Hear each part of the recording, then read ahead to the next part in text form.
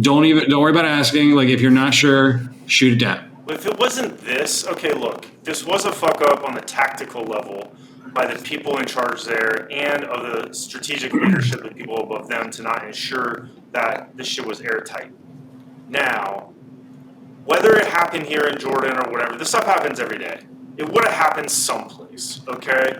So, yes, I can sit there and like pick apart these idiots that let this drone get in, but in the grand scheme of things, the real idiot is the senile president and whoever the fuck is working with him, because they do not have a strategy and like they don't know how to deal with these Iranians and how to do anything. They're just reactionary. They're just reacting to whatever the Iranians do. They don't know what to do. I agree with this.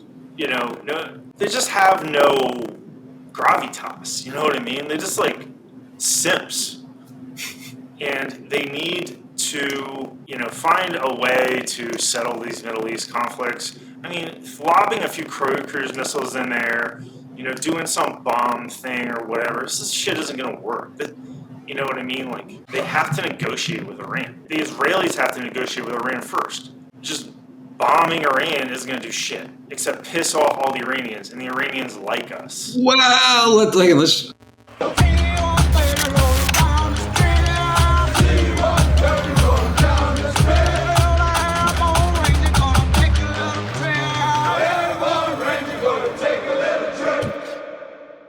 I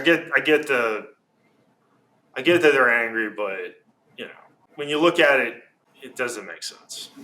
what you're going to say is when you look at it, it's not proportional. Like, it doesn't. I just feel like if you hit, we hit back really hard, not proportionally. That's what I like to do. You can do anything you want. It's a war, you know? I mean, there's no law saying you have to do proportional or not or whatever. I mean, it's kind of like good manners if you're like a liberal democracy to be proportional. But obviously, the enemy knows what we're going to do, and we can talk about it because, you know, Joe and his old idiot generals just got 3 of these, you know, Georgia soldiers and then killed. And this is just like a mini Kabul. And then they got, you know, 2 dozen, 3 dozen young people. Like, who knows what kind of problems these young people are going to have. I mean, it's just like, and they're already talking about what happened and how this drone got into the base. This stuff happens all the time there, but it's like they're saying it was a combination of human error and technical glitches. Both things that no generals can be blamed for, no officers, right? Like the human error, that is not being trained properly. Like the people that were protecting that base were not trained properly, and they didn't have the right process in place, and there's officers responsible for that. That's on you, buddy. You know what I mean? And to go, oh, it's human error, like some private did this. No, that's on you, motherfucker. So, and then on top of that, I guess some like technical glitch or whatever. I don't know what the fuck that means. That just seems like a cop-out. And, you know, you could say anything. Oh, yeah, it was a glitch or whatever. Well, this glitch got these 3 people killed. And I guarantee Biden's not going to go talk to their families, or, you know, he's probably going to be out on the tarmac in Delaware, like checking his watch again. Remember that one? I mean, they sold them out the same way that they sold out the kids in Kabul, because they hung them out there where it's like, you have to go out there. You have to go out to Abbey Gate. You have to go sleep in your barracks after your shift in this Syria place, wherever the fuck they were. And Jordan. They have to do it. And the leaders and Biden and whatever do not have a strategy. The policy is zombie. The enemy has the upper hand. It's just a shooting gallery. And it's like, yeah, they protect them and whatever, but this is eventually going to happen. You know, it's just like Russian roulette. Like, which one of them is going to get it? Is it this young person and that young person or whatever?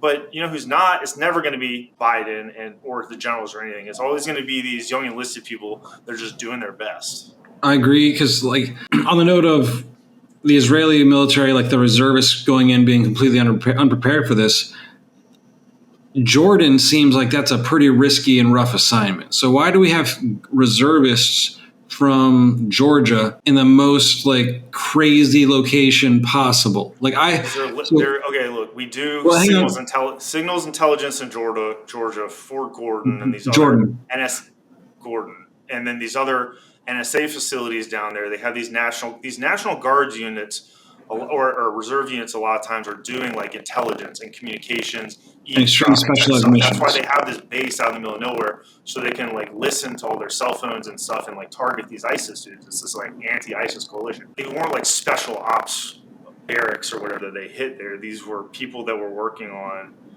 this communication stuff and this like intelligence collection. Obviously, I would have to assume. It shows the difference between, again, as I mentioned earlier, what would my thoughts for Biden would be a carrier group, because as you mentioned, they're not an exposed position. A carrier group is a superior position of strength, whereas any FOB or combat outpost is going to be an exposed position that is designed to take a hit, I guess, at some point. That's why I would disagree with that forward posture and instead focus on using the Navy for the absolute badassery that it can be. But they're still third best. Still third best. Because the Air Force is number one, Coast Guard is number two, and then they what? Who's responsible for the 3 dead?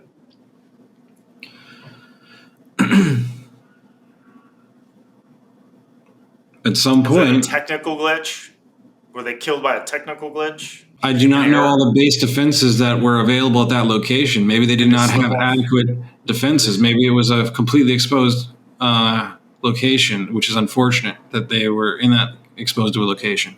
But I just don't know what the automated defenses were, like what the response time is for those. They thought it was one of our drones, and they didn't shoot it down, and it just flew right into the barracks and killed them while they were sleeping. It's just like the Beirut. It's not as bad as the Beirut Marine Barracks bombing, but this is our version of it. You know what I mean? They were sleeping in there, didn't wake up because of this bullshit. And like, it's just like, oh, we'll investigate it. We'll investigate how this shit got in. You know exactly how the fuck it got in, and you fucked up. You didn't have the right person in charge or whatever. Process wasn't followed. I mean, the number one rule, if it's a drone, no matter what, should be like, shoot it down. If you know it's a drone and you're like not sure, shoot it down. Who knows what the process was there? You know what I'm saying? I mean, it's an unmanned vehicle at the very least. Let's target weapons hot right now. That'd be my rules of engagement if I were for giving my guys defense ideas, like just for like, I think we've talked in the past about the kill chain, right? Or decision making for commanders in the field. Like, so right now I would say, if you know that a target is unmanned, you are pretty much clear to hot. Don't worry about asking. Like, if you're not sure, shoot it down. If it wasn't this, okay, look, this was a fuck up on the tactical level by the people in charge there and of the strategic leadership of people above them to not ensure that this shit was airtight. Now, whether it happened here in Jordan or whatever, this stuff happens every day. It would have happened someplace, okay? So, yes, I can sit there and like pick apart these idiots that let this drone get in, but in the grand scheme of things, the real idiot is the senile president and whoever the fuck is working with him, because they do not have a strategy and like they don't know how to deal with these Iranians and how to do anything. They're just reactionary. They're just reacting to whatever the Iranians do. They don't know what to do. I agree with this. They just have no gravitas. You know what I mean? They're just like simps, and they need to find a way to settle these Middle East conflicts. I mean, lobbing a few cruise missiles in there, doing some bomb thing or whatever, this shit isn't going to work. You know what I mean? Like, they have to negotiate with Iran. The Israelis have to negotiate with Iran first. Just bombing Iran isn't going to do shit except piss off all the Iranians, and the Iranians like us. Well, I think in the grand scheme of things, now you got to hear this all the way out. We could carpet bomb Iran and kill every man, woman, and child in the country. Like, physically, we could do that. But then we would, sacrifice all American values, and that's not what we stand for. But I'm just saying, so like, when you say you can't, that's not correct. We can, but it's play into their hands. It's what they want you to do. They want you to go kill some, do another righteous strike. That's what they want. You know what I mean? Like, you have to win the political game here, and there's no real politicians out there. It's just everyone's just got some defense company's hand up their ass. telling them what to do because they're simps, and the people in charge weren't in the military, and they're not strategic thinkers. They're just people who won some popularity contest in some state that no one gives a fuck about up in like Delaware, and then they make it into the White House or they make it into the Senate or whatever, and then they're making all the decisions, but they don't know their ass from their elbow. We don't have a strategic brain trust in this country. We just have a bunch of generals who go to school together and are all buddies and stuff like that, and nobody wants to step on anyone's toes, and nobody competes. And you're going to hate me. I agree with that. I agree with that part. You're going to hate me. But I always think Joe Biden gets a bad deal about like the whole senile bullshit. When I saw him in the debate, I thought he actually must have cheated because he did so well. And it's on drugs. All I'm saying, on drugs. I know we talked about this, but all I'm saying is I think it's the exact same treatment Trump got about being deranged is people are saying for Joe Biden's being senile. It's the exact same flipping of the script. It's every president gets a label in some way that they know bothers them. And for Trump, it was that he is, unhinged and has no control over his emotions. And for Biden, it's that he's senile. So like, I don't know, it seems like that's the modern world, is everybody gets like that tag. But I think it's undeserved for Biden because when I've heard him speak, he seems far more put together and coherent. And especially, as you just mentioned, there's simps. Like, guess what? He's also being a gracious guest. If he is a guest in a location and they're sending him up on a stage, he should stop and be like, hey, where would you like me to stand? Because I don't want to go and tell the principal, get out of my seat, right? Like, so there's an element where he's also just being a little bit of a follower, which is like an example of being a good leader. So I just feel like he gets a bit of a bad rap by the media these days. I just want to say that. I grew up around DC, and I've been into politics, basically interested in politics most of my adult life. And Joe Biden was a foreign policy disaster just waiting to happen. I mean, I didn't think he'd ever be president, and no one ever thought he'd ever be president, but we didn't know about Trump and all sorts of stuff. I disagree with him on just about everything. His domestic policy. They branded him as this wizened, old, foreign policy senator. It's a joke. People would joke and laugh about how stupid this man was in DC forever. I mean, he's not well educated. He doesn't understand the world. He doesn't have it's the simp factor. Vision of American foreign policy. I mean, he just doesn't have it. It's what you said. They used him to prop up Obama, and then all of a sudden he stepped into this I'm the Obama, I'm Obama's mentor. And Obama doesn't even like him. He knows he's an idiot. It's the simp factor. He's not supposed to be. He doesn't know economic policy somehow. He's worked as driving economic policy for 50 years, but I don't think anybody would consider him an economist because he's probably just written policy, but actually not studied economics, which is a huge, sad disappointment for political leaders. And I've read the book written by the number one economist of the Democrats, Stephanie Kelton, and it's basically just Marxism repackaged. It's wrong in almost every way. And it sets up short-term cycles of spending. And unfortunately, that's what Joe Biden's economic policy is. So I disagree with his economic policy. He doesn't have an economic policy. Yes, he does. Stimulus spending. Inflate the U.S. dollar to pay for it. And somehow he thinks... He's just doing what's fashionable. Do you think Joe Biden sits around thinking about fiscal and monetary policy? His entire career, he's just been blue collar. All right, look, his entire career, he's just been a blue collar and union panderer. I mean, that is who he is. Correct. He has no special expertise or insight into anything. Right. He's not, this isn't Joe Biden's economic policy. It's Stephanie Kelton's economic policy, which isn't even hers. It's just some socialist repackaging garbage bullshit. So again, it's not a leader giving up policy. It's just the next puppet. No different than Zelensky, who's a comedian, who's an actor, and now a crisis actor. You got anything else to say about the situation with the Jordan base attack? Hang on. I guess I do. If you don't mind, give me 1 second. No, just give me 1 second. Specialist Brianna Alexandria Moffitt Specialist Kennedy LaDon Sanders, and Sergeant William Jerome Rivers. Here's a toast to you guys. Sorry, I don't know. Are they considered the first casualties of whatever the next conflict is? We just lost those 2 SEALs like a week ago. You know, Okay. we just lost 2 SEALs, and we lost these 3, and then dozens of others I would say the have SEALs just had are their dead yet. lives changed. Yeah. And you've got this recruiting problem, and fuck ups like this, you just lost another, 5,000 recruits for 24. All right. Like, this looks like shit. You hung these people out to dry, and they're not going home to their families because there's no policy, there's no strategy. You were just waiting for them to kill somebody.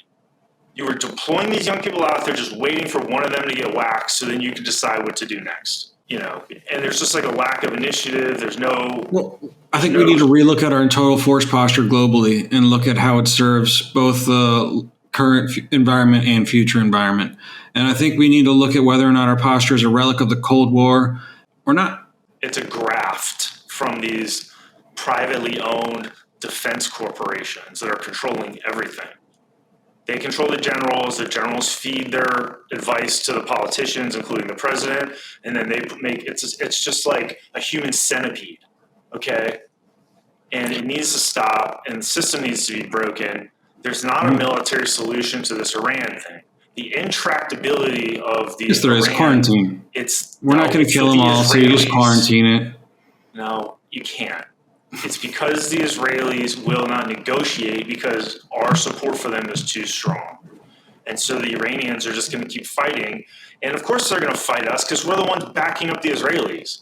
Here's the funny thing about the Iranians. This is what I love about like the kind of like the Middle East, or like basically what we're saying is like, we don't want to trade with you. Like, we don't want to play with you guys. Leave us alone. And because they can grow their own crops, they can do whatever they want in their own country for the most part, right? Like, we're not saying like don't feed your people, but they want to control us, and we don't really want to control them. It's kind of the way I look at it. They want to control us. They want Jerusalem back, and they want. Pretty sure they want to kill us. They have this conflict with the Israelis, and pretty sure death to America is something they say quite often. Huh? I'm pretty sure they're not a fan of America. It's just, dude, that's just politics shit. You know what I mean? Like, we get up and we're all like, fuck Biden, they're like, death to America. It's true. Like, I mean, dude, people get all whipped up at these things and everything. Like, the idea that they're all foaming at the mouth, like if, you met some Iranian and they're just going to cut your head off because they were at a Nasrallah rally and they said death to America on a Friday. I mean, that's just not it's not realistic, I mean, when they're saying death to America, what they're talking about is our policies. They don't mean like come to America and like cut everyone's head off like Hamas style. And here's the thing, I would get it, like in some ways that they're upset because the British, I believe my understanding of the Persian government is like the British Empire did kind of exploit their oil for a little bit. And so, but they also did lose World War I. So I think, no, the Persians did not. I mean, this isn't really... Persians did not lose World War I. Like this is Persians lose World War I. And the Israelis. Dumb question. Did the Persians, which side were they on in World War I? Because were they a part of the Ottoman Empire, or were they the last hold? I'm not sure. I think they went in with the Ottomans and the Austrians. Okay. Because the British were in Iraq, and they did fight, and they did lose. I mean, so if it's a leftover of them losing World War I can't really feel that bad for them then. No one cares about World War I. All right, look, cool. All right, well, that wraps up. We're gonna put Dibs back in now and get to talking about the rest of the articles. Thanks, Mason. Sure, man. Every once in a while, I think about getting into politics, and it's times like this that I'm glad I am not. All right, you done? Yeah,